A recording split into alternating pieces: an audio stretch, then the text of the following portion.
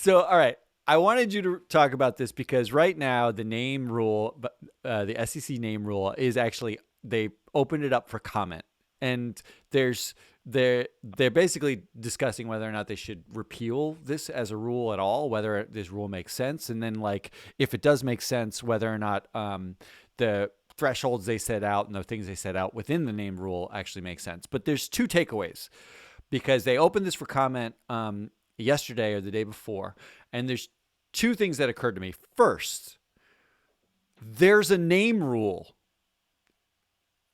Mm-hmm. Okay, Did you know there was a name rule? I mean, like, I guess it makes sense. I really didn't.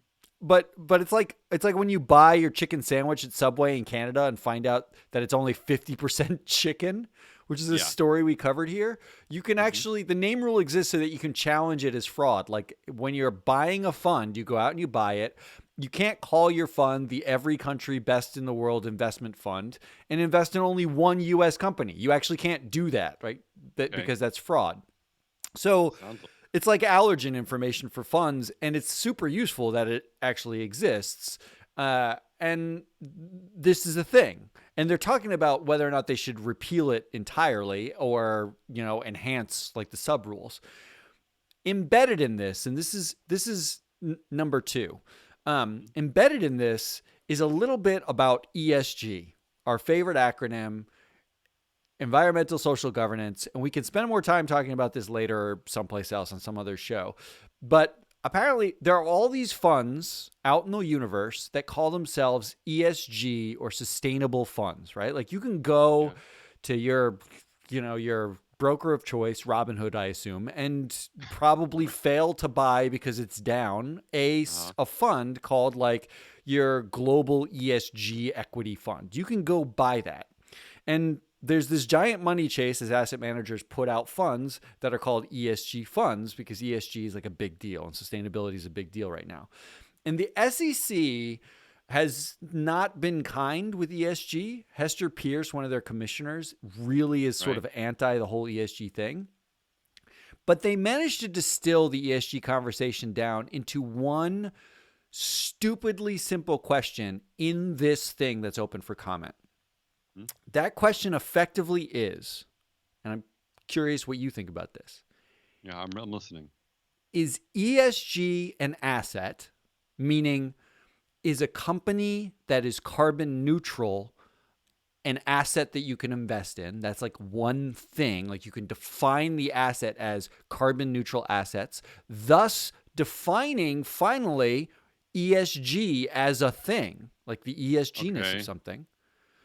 Or is ESG a strategy? Because if it's the strategy, the name rule doesn't apply.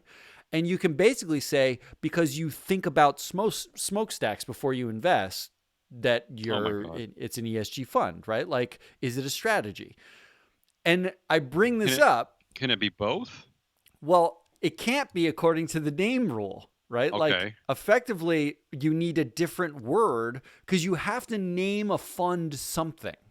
Mm-hmm. And you want to signal that you're doing something with ESG.